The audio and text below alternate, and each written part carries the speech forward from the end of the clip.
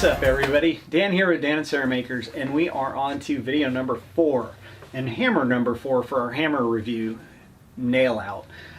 Today we are looking at our first contender in the titanium range of hammers.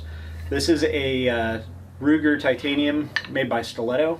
It's a 14-ounce titanium hammer. This is a very old hammer. I've had this for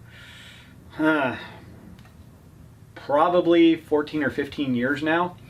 I've had to tighten up the head on it because it is a wood handle, which is one of those things that you're going to have to deal with a wood handle. But you can do it if you figure out how to do it. I've got it soaked in boiled linseed oil, which helps keep the head tight and just keeps the handle from splintering.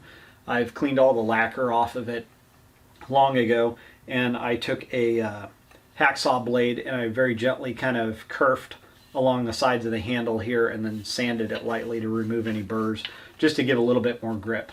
This is considered a curved handle, so as you can see, it's got a little bit of this kick down at the end and then a bell on the end, so as you're swinging, it stays in your hand. I've loved this hammer for years and years and years. It's the second one that I had. The first one I gave away to a friend that needed one, or I may have sold it to. I can't honestly remember. It was a milled face at one point, or a cast-in milled face. Titanium's a little different than steel, so you can't necessarily mill it the same. At least to my knowledge, you can't. But titanium flattens out over time, so this one's almost a smooth face now, but it still does really well. It's one of the first hammers that actually had a magnetic nail holder in the top of it. This one, the nail is almost completely recessed, so it holds almost the entire diameter of the nail, and it's relatively long, so it's probably about 1.5 inches of the nail is captured into this magnetic nail setter. So I really like that. I've used it quite a bit. It's got cheeks on both sides, so you can, from experience, you can drive a nail with the side of the hammer face, and it's got claws on just obviously the back, so you can pull the nail the conventional way and you can pull it side to side. I prefer to avoid pulling too much on a wooden handled hammer like that because it can potentially break your handle because it's at the thinnest dimension. One thing to mention with wooden handled hammers is when you are at the store and you are picking out your hammer, look at the handles. The heads aren't as important. You'll get a little bit of mill variation in how it was cast or how it was finished. Sometimes they'll go through and they'll grind certain finish features off to clean it up from the casting. But look at that, but I would say more importantly, look at the handle itself. On a wooden handled hammer, you want the grain to run either vertically through the handle here, so it's in line, so when you are driving the hammer, the grain is running this way, not this way. If it's running this way, it'll tend to split and you can have your head fly off. If you go to Home Depot or another hardware store where you can look at a bunch of wooden handled hammers, you'll notice that there's not a lot of care taken in how they hang a hammerhead on a handle. So just take the time and look at it. The more the grain is in line with the hammerhead and the swing, the better. But I believe you can go up to like 30, 45 degrees off and have it at an angle and still be okay. I think I saw that in a U.S. Forest Service, Axe, McLeod, Matic, Pulaski type manual. So anyways, this is, like I said, pretty durable. The head length on this is right at 6 inches, so that's nice for spacing your nails. And it's overall 18 inches. So again, this is by far the longest hammer that we've looked at so far. The head is a 14 ounces. So let's take a look at what the overall body weight is. And we're at 25.2 ounces. So it's, again, the lightest hammer that we've dealt with, but being that it is wood, we're going to get some variation. So if you take two wooden handled hammers, they're probably going to be slightly different just because of the fact that it's wood.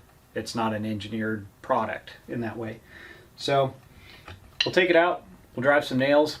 I've driven a few already with this, and we'll give our impression on this hammer. Price point wise, They don't make this exact hammer anymore. There's a new variation where they've cut the cheek out just a little bit and maybe modified it. But they're looking at the modern version of this. My list here, it is running about $90. So that's what we're looking at for this hammer. For really large nails and heavy nailing and trying to drive wood, like a second top plate, if it's kind of snaking around on you, trying to drive a toenail in and really push your wood over or drive cripples in and things like that, this might not be as good for that kind of work as a heavier all steel hammer would be. But overall, I really enjoy this.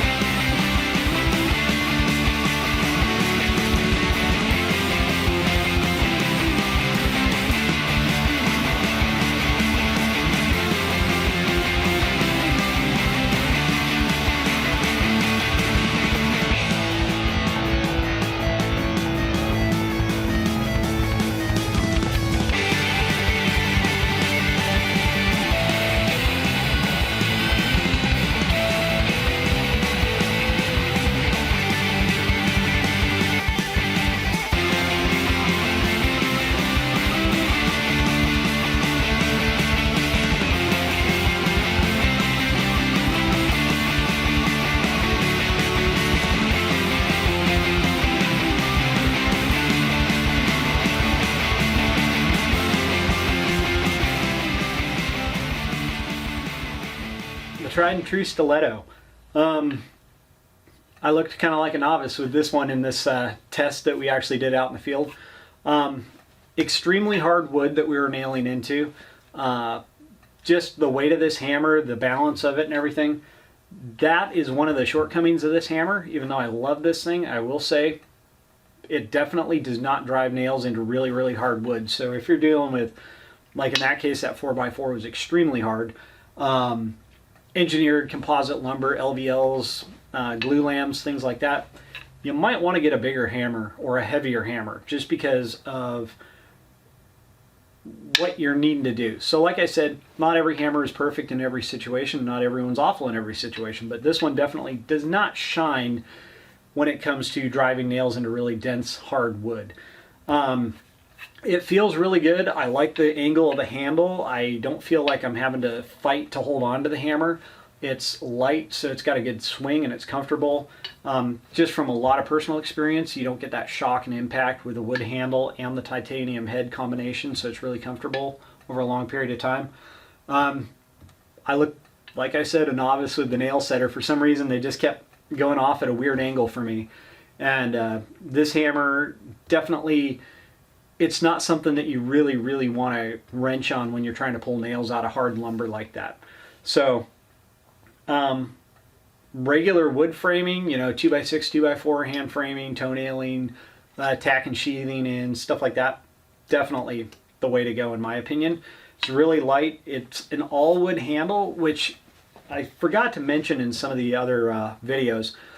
Handles that have rubber on them and they go from metal to a rubber handle.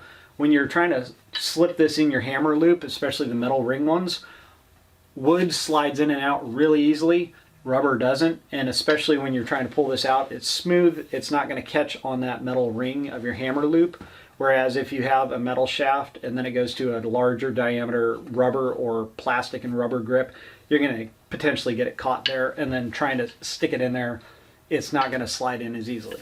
So that is one benefit of an all wood hammer handle, in my opinion. But anyways, these have been out for a long time, so a lot of people have used them.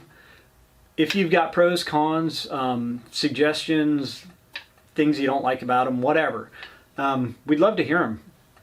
Throw in a quick comment and let us know what you think. So be sure to like, subscribe, share this video, and thumbs up it if you want. And we'll see you next time. This is Dan with Dan Makers. Have a good one. Bye.